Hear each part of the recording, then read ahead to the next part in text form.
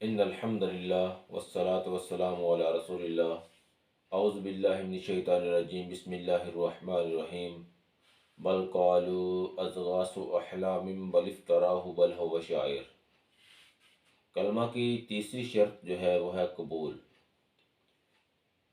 کلمہ کی تیسری شرط کا مطلب ہے کہ لا الہ الا اللہ جو ہے، اللہ کے علاوہ کوئی الہ نہیں، کوئی معبود برحق نہیں، اس کو دل و جان سے قبول کرنا۔ پہلے انبیاء کی جو امتیں تھیں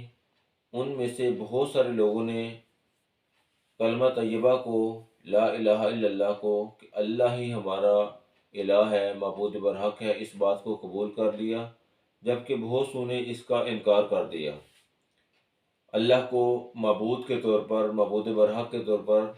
نہیں قبول نہیں کیا، تو ان کے عذابوں کا جو سلسلہ ہے، ان کے عذابوں سے متعلق جو واقعات ہیں وہ بھی قرآن مجید میں موجود ہیں۔ اللہ کے نبی صلی اللہ علیہ وسلم نے جب لا الہ الا اللہ کو پیش کیا تو بہت سارے لوگوں نے، صحابہ کرام نے اس کو قبول فرما لیا، جبکہ کچھ لوگوں نے جو کفار مکہ تھے انہوں نے اس کو قبول نہیں کیا، بلکہ انہوں نے اللہ کے نبی صلی اللہ علیہ وسلم پر طرح طرح کے الزامات لگائے۔ انہوں نے کہا کہ اللہ کے نبی صلی اللہ علیہ وسلم جو ہیں یہ اپنے پریشان خوابوں کی باتیں کرتے ہیں، یہ ان کے خوابوں کی پریشان باتیں ہیں۔ کچھ نے کہا نہیں، یہ اللہ کے نبی صلی اللہ علیہ وسلم نے قرآن خود سے گڑھ لیا ہے، جبکہ کچھ نے کہا کہ نہیں، اللہ کے نبی صلی اللہ علیہ وسلم جو ہیں وہ شاعر ہیں، یہ شاعرانہ باتیں ہیں۔ کچھ نے یہ کہا کہ یہ عجیب شخص ہے کہ کہتا ہے کہ تمام معبودوں کا ایک ہی معبود ہے، کہ اس نے تمام معبودوں کا ایک ہی معبود بنا لیا کہ جو ہر سب کچھ کرنے پر قادر ہے۔ تو انہوں نے کہا کہ یہ بڑی عجیب بات ہے، یہ بڑی عجیب بات ہے کہ ایسے نہیں ہو سکتا۔ اللہ کے نبی صلی اللہ علیہ وسلم کا فرمان ہے کہ اللہ تعالیٰ نے مجھے جو دے کر مبعوث فرمایا ہے، اس کی مثال ایک ایسی بارش کی ہے کہ ایک بارش جو ہے وہ ہوتی ہے، ایک ایسی زمین پر پڑتی ہے جو زمین صاف ہے اور بارش کو قبول کرتی ہے،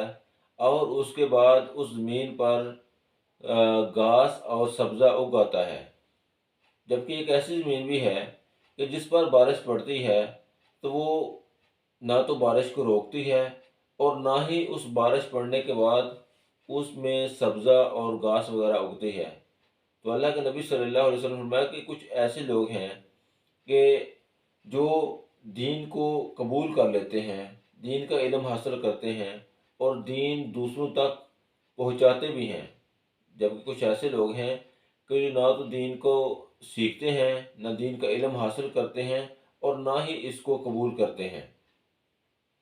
دین کو قبول کرنے میں وہ کون کون سی بڑی باتیں ہیں جو رکاوٹ بنتی ہیں؟ ان میں سے جو سب سے پہلی بات ہے وہ زندگی کے مقصد کا علم نہ ہونا ہے،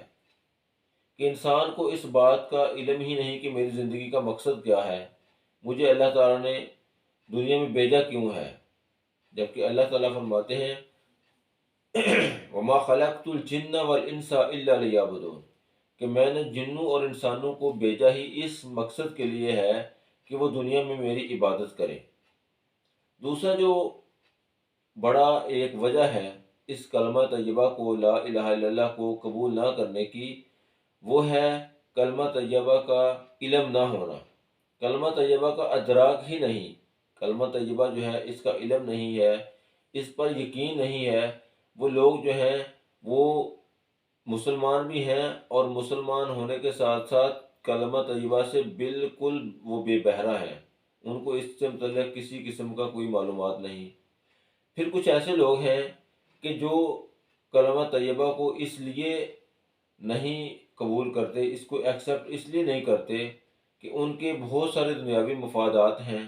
جو جن سے وہ سمجھتے ہیں کہ اگر اس کلمہ کو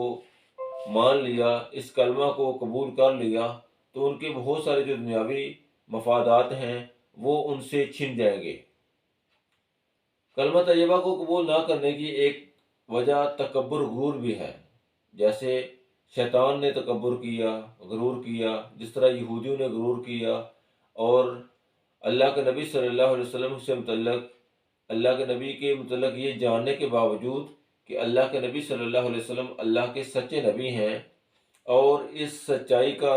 ذکر ان کی اپنی آسمانی کتابوں میں بھی موجود ہے، اس کے باوجود انہوں نے صرف حسد کی بنیاد پر اللہ کے نبی صلی اللہ علیہ وسلم کو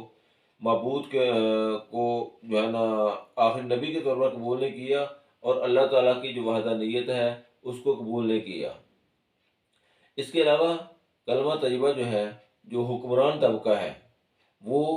اس لیے نہیں مانتا کہ حکمران طبقہ جو ہے اس کے بہت سارے جو حکمرانی ہے، مفادات ہیں، جیسے فرعون تھا، جیسے ابو جہل تھا، انہوں نے صرف اس لیے کلمہ طیبہ کو قبول نہیں کیا کہ اس کو قبول کرنے کے بعد ان کو اپنی اپنی جو بادشاہت ہے، اپنی اپنی حکمرانی ہے، اس کو چھوڑنا پڑے گا، اور وہ اس کو چھوڑنا نہیں چاہتے تھے۔ تو کلمہ طیبہ جو ہے اس کو ایکسیپٹ نہ کرنے میں بہت ساری خواہشات کے ساتھ ساتھ نفسانی خواہشات بھی ہیں، جن میں وہ نفسانی خواہشات ہیں کہ انسان جو ہے وہ سمجھتا ہے کہ اس کا جو مال و دولت ہے، جو اس کے ناجائز ذرائع آمدن ہیں، جو بھی اس کے دنیا میں سرکلز ہیں، وہ ختم ہو جائیں گے، اور اس کو کلمہ طیبہ کو ایکسیپٹ کرنے کے بعد اپنی ساری زندگی اس کلمہ کے ماتحت کرنا ہوگی۔ تو اللہ سے دعا ہے کہ اللہ تعالیٰ ہمیں اس کلمہ کو سمجھنے اور پھر اس کو قبول کرنے کی توفیق عطا فرمائے۔